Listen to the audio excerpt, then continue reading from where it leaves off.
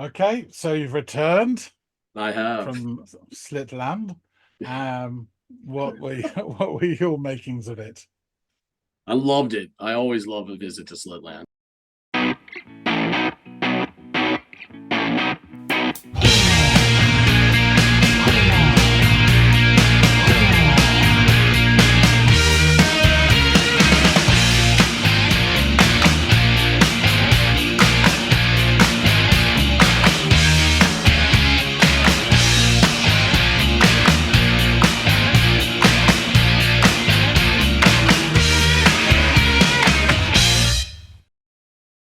Hey, everybody out there. Welcome back to another episode of the Audiophiles. It's Andy and John. We're doing well out there. John, how are you doing, man? Yeah, fair to middling. Fair to middling. All right. Well, let's see if we can't kick things up a little bit with your song suggestion here. What have you got in store for us today, man? So, I have a tune for you.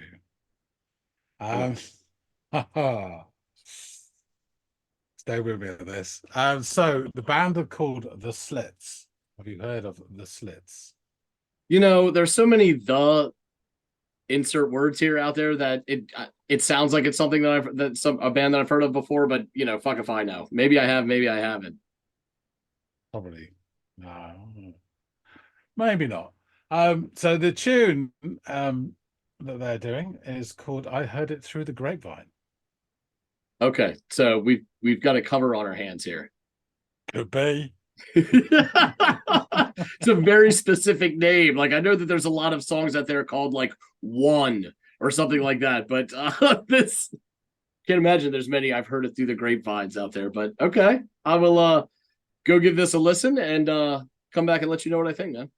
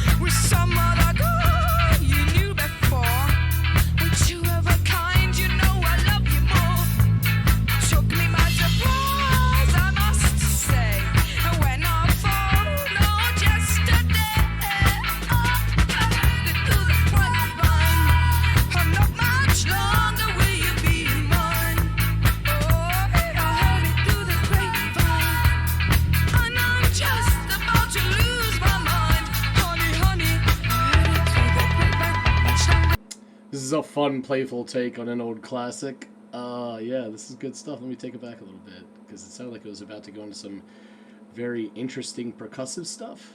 But yeah, I'm having a lot of fun with this so far. It sounds like they had a lot of fun with it too, which is really important also.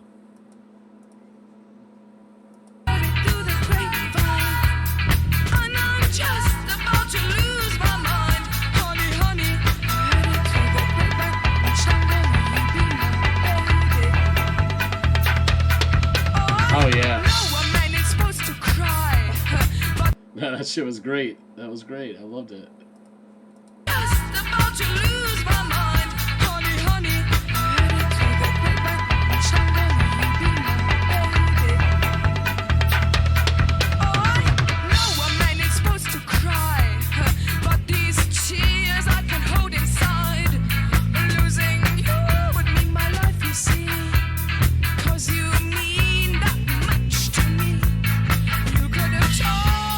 I like these little bits of like friction, whatever's creating that sound. I love it.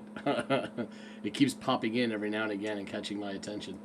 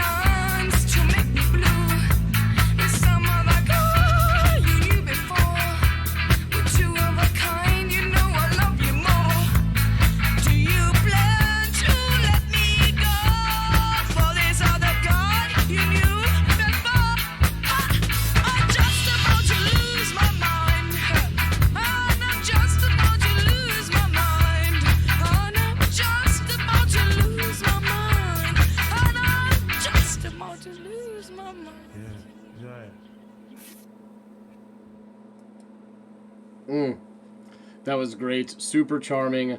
I love the attitude in it. I loved the percussions in it. I mean, come on. Um, I love the bass that is almost lower than bass that's happening throughout the entirety of the song. It's kind of like the through line with all this other stuff happening. Um, the guitars was great.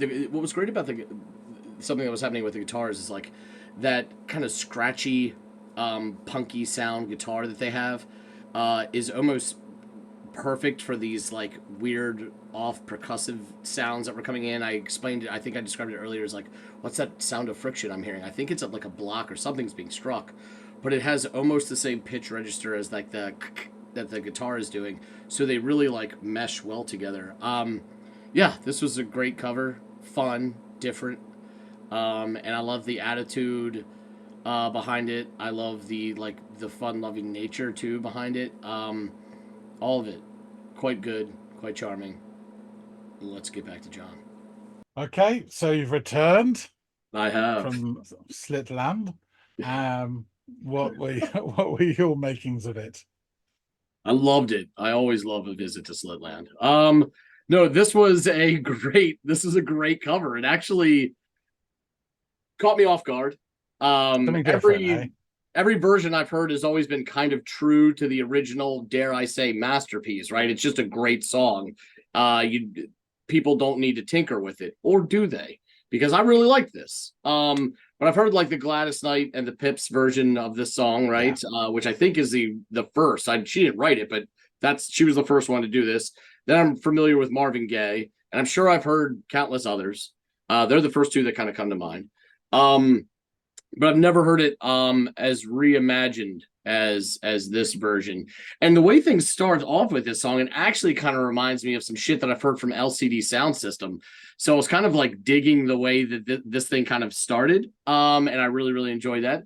In fact, the only bit that really reminded me of the original version as I got, as the song kind of started and got underway, was that kind of the bass line. But even that had this like lo-fi-ish kind of interesting twist. But it was the same notation, the same. So I picked up on that. That was the one true through line for me that was familiar. And it was so low that it was like almost humming or buzzing, like it had Yeah. that low of a frequency. I loved the playful nature of the vocal delivery, the upshot in falsetto or whatever that she's doing, and from time to time made me smile. I found the lead vocalist to be super charming, and you could tell that she's having so much fun with the song and that they're having so much fun with the song, and it's infectious. So I started to have fun listening to the song. I also love the scratchy like punk like guitars. Um, but not near as much as I adored the fucking percussions in this song. They were so great.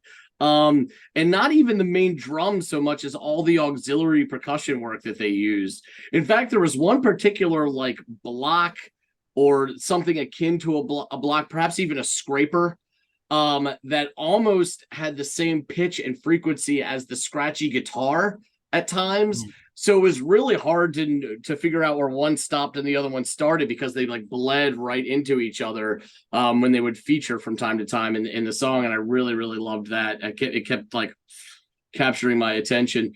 Then around the 150 marker, I just I had to type big hair, because my God, the one shot of the woman with the puffed up hair, I was like, is this Texas? Who has hair this large? But I loved that. There was some really more kick-ass percussion work around the 230 mark. And I'm loving how they've layered these different beats in the song. And then we have this great call and response like vocal bit over the top of this really playful guitar and drums before it builds back into the verse, and we have more of her hitting that like silly high note thing that she does, that that I love so much. And then the song comes to an end shortly thereafter. Yeah, I mean, I enjoyed this almost manic, playful reimagining of an otherwise like very soulful tune. And it was kind of a fun, different take on it, and looking at a song through a different lens. And it was fun listening to it. I enjoyed this one. Cool, cool. Yeah, this is up there with one of my favorite cover versions of the song, just because of the way they went. I can Um, see that. I will say that you mentioned beforehand, love Gladys Knight and the Pips, really do. Absolutely adore them. Yeah. And the original of this is easily in my top 10 songs of all time. I really love this song, the original. This Yep. just has something a bit different to it, it's never going to surpass the original for me, but it doesn't have a different avenue to go down. So yeah, Slits, really interesting band. There's a lot to them and how they fit in and everything, and I can't cover it all. I really can't. There's so much of interest. They're basically they were all started as a punk band, and as a female punk band, they're integral into that scene, and there's lots of sort of interconnections and stuff. So yeah, so they formed in London in 1976. What happened was, and it had to be this, um, the singer that you heard, Ari Up, real name Ariane Forster, sorry, she was at a Patti Smith gig with her mother, and she had an argument and stormed off. And she was approached by Palm Olive, who is Paloma Romero, and Kate Chorus, and they asked her to join them and form a band. And they did. They started rehearsals the very next day. So as a band, they started sort of gigging and playing, and there's some really interesting documentaries you can see about sort of the female punk voice. Um, because I didn't write this down, but this is really interesting. So the punk movement, or whatever you want to call it, this DIY movement, was fairly sort of it was so open-ended that anyone can pick up some shit and do it. And so you did get female bands springing up, having a voice probably the first time since these overly managed sort of female acts from the 60s. Um, you certainly didn't get it at all in the 70s until the punk period when, and you did get these female groups. And they were a really significant part of the scene, but the shit that they took was unbelievable. Mm. Um, for some reason, there was a spate where people would attack female punks in the street. I'm going to talk about assaulting them because of the way they looked, which is strange because the punk sort of look at whatever you want to call it was really designed for attitude. It wasn't at all like overly sexualized in any way at all. Their costume or their, whatever you want to call it, was not designed to attract a mate. It was a Yeah. design to attract of self-expression, which again probably is the first time in female fashion that that's happened. Um, you know, but they took so much crap. They really did. It's really interesting. There's a few documentaries out there, and the people involved are really articulate and intelligent as well, and it's well worth digging out. There's loads of them. But yeah. Anyway, as a band they started, they supported the Clash on the 1977 White Riot tour, along with other bands such as Buzzcocks, The Jam, The Prefects, and Subway Sex. A hell of a lineup there. Chorus left, as did Palm Olive as well, and she joined the wonderfully idiosyncratic Raincoats. And I just want to mention this is their album there, and it's a brilliant. Fairy Tale in the Supermarket is a brilliant song, and they do a cover of Lola by the Kings. Oh no shit. And if you thought this was out there, this is something else. Put it this way, it's a very, very long staircase for all of the band to fall down. I don't know what it sounds like, but anyway. So by 1978, oh, and just that reminded me that females, punk movement, etc. I've got a really wonderful photograph, which I will slip in when I edit this, and it is of some iconic figures all together in one sort of backstage area.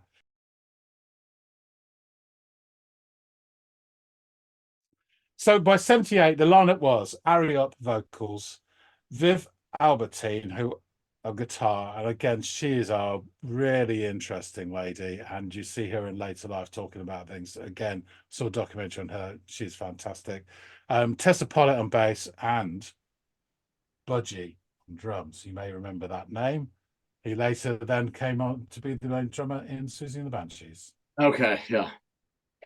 There's a lot of this cross pollination in early punk bands. Clearly. You got to remember that one of the early drummers in Sue the Banshees was Sid Vicious. Imagine. So I just want to speak about Ari Up just for a bit. So she's a really interesting character and a very interesting life. She was born in Munich. Her West German father was called Frank Forster, and he was a singer. Her mother is Nora Forster. You may or may not have heard of her. She was a friend of Jimi Hendrix, spent a lot of time with him when Jimmy was in Germany. She also dated Chris Spedding for a few years. Ari's maternal grandfather, sorry, was the German newspaper proprietor Franz Karl Mayer, owner of Der Tasserspiegel. And one of Ari's godfathers was John Anderson, the singer from the group, yes. Oh wow. Now, her mother, Nora Forster, split from her father, and then she married somebody else, a young chap called John Lydon, who had left the Pistols by then and was in Public Image Limited in 1979. Their home for some time before that marriage and afterwards was a punk domain where Nora would take in poor musicians.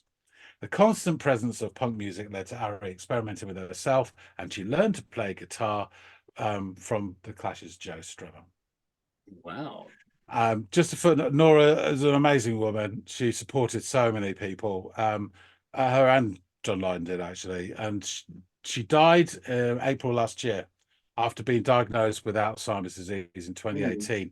And Lydon, apart from when he had to tour and stuff, was her full-time carer throughout her illness, and they were married for 44 years. Wow. So different sort of take on that public figure. Yeah, so for this sure. whole background with her, where she was born, everything gave Ari a very unique vocal style, and some of her pronunciations and stuff. And that, along, she was a very flamboyant character and very flamboyant image, and that was a big part of the Slits sound. So at this point, when Budgie joined, their sound changed from this, punkish, massive on the drums and scratchy guitars. It changed to a more bass-heavy groove, hugely influenced by reggae and dub. So their debut album, Hut, was released in September 79. Musically, it was a fusion of this punk and post-punk and reggae. And interestingly, Neneh Cherry was an uncredited backing singer on the album. The album reached number 30 in the UK charts, and it was like seen as okay at the time, and a few okay so-so reviews.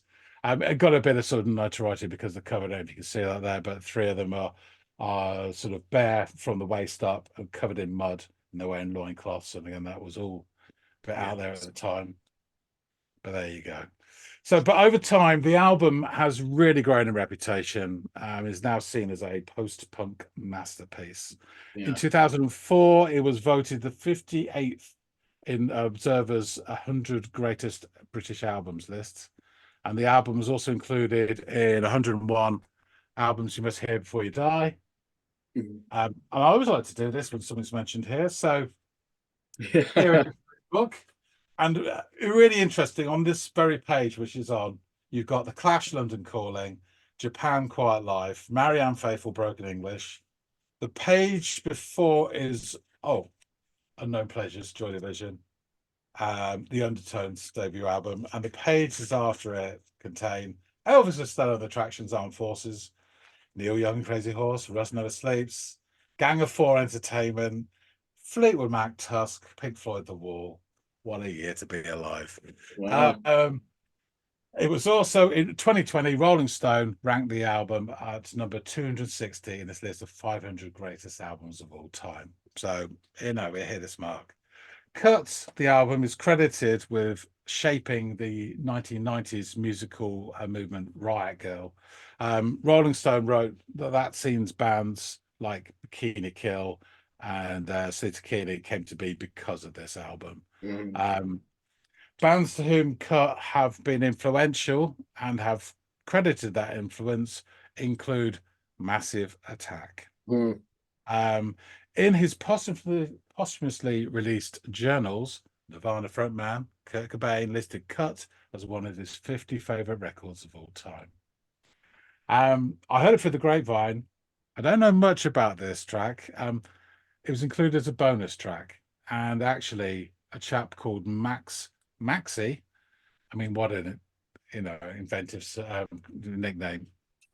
Maxi Edwards was on drums, so he was the one doing all that cool percussion shit. Not Okay. Bud, sadly.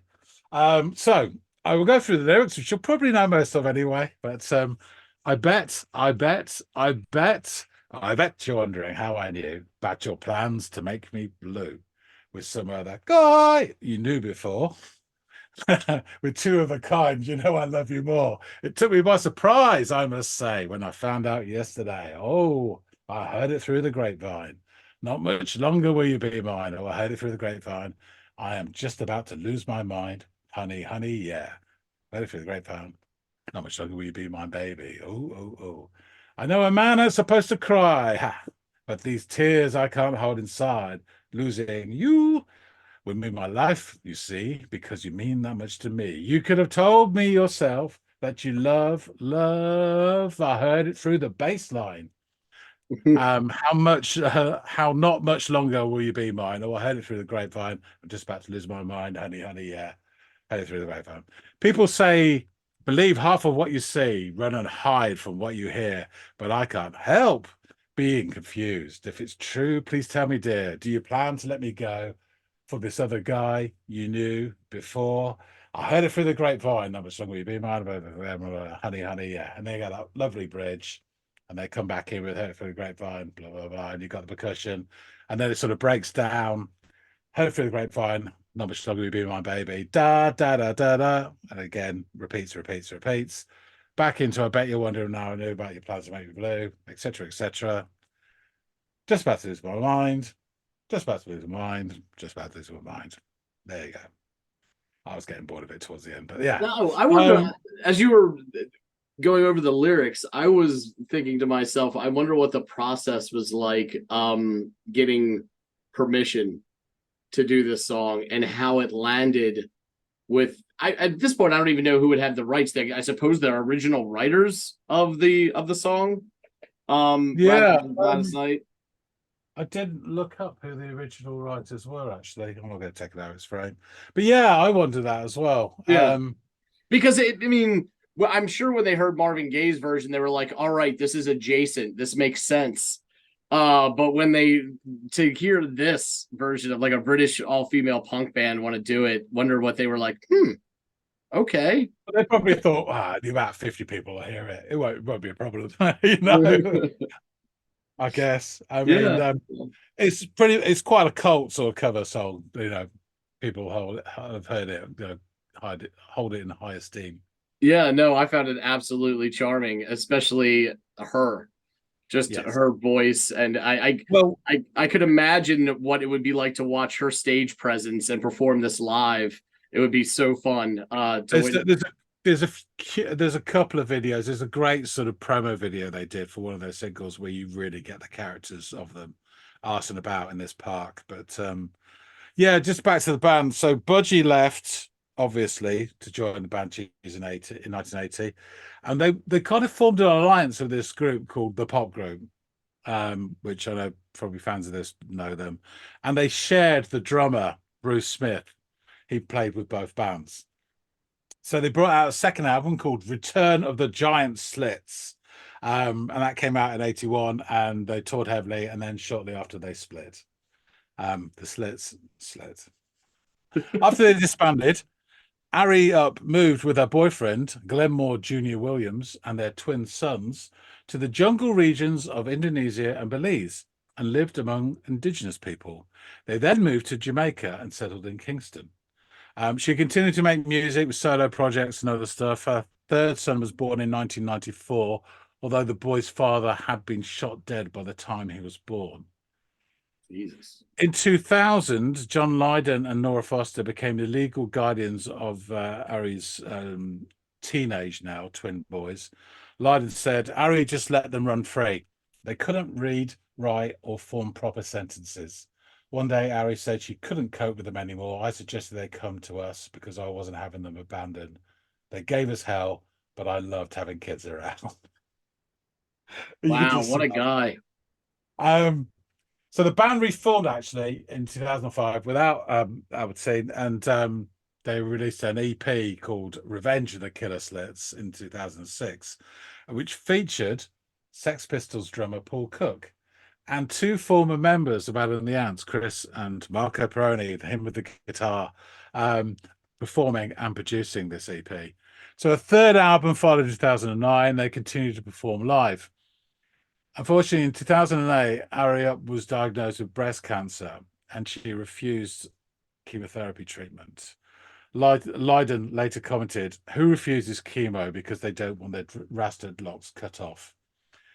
He's now referred to as a proper name. Ariane Forster was just not sensible. She thought she could cure herself with witch doctors. We spent hundreds of thousands trying to save her, but it was too late. And Ariane died in LA in October 2010 at the age of 48. Yeah. So there you go. That's a very brief insight into the world of the Slits, but there's plenty more stories. Really interesting band and pioneers. And her alone, very interesting story. Amazing. She's got everything you just packed into this conversation. There wasn't one of it that a bit of it that was like dull. Like it's like, you know, whether it's tragic or silly or, you know, almost serendipitous with all these people that have come in and out of her life. It's all it sounds like extraordinary, right? And it's just so wild. A life less ordinary, as they say. Yeah. Definitely. Definitely. Cool. All right. Well, I shall wrap things up. I'm glad you gave this a go. And like I said, I think it's not a masterpiece or anything. I just think it's a really interesting take. And it gives you something different, doesn't it? You know, to a brilliant, brilliant song. Yeah, for sure, man. And you can tell, even though perhaps they're not musically the most technically gifted, it's their approach and attitude, which is exactly the same, even more so with the Raincoats. They really don't know how to play, but they have a great sort of time doing it anyway, trying to figure it out. So there you go. Folks out there, let us know what you think of this fantastic cover version of a fantastic song. Hit the like button if you liked it, and please drop some comments what you think of the Slits, Array Up, Raincoats, any of the other bands out there. There's plenty to go at.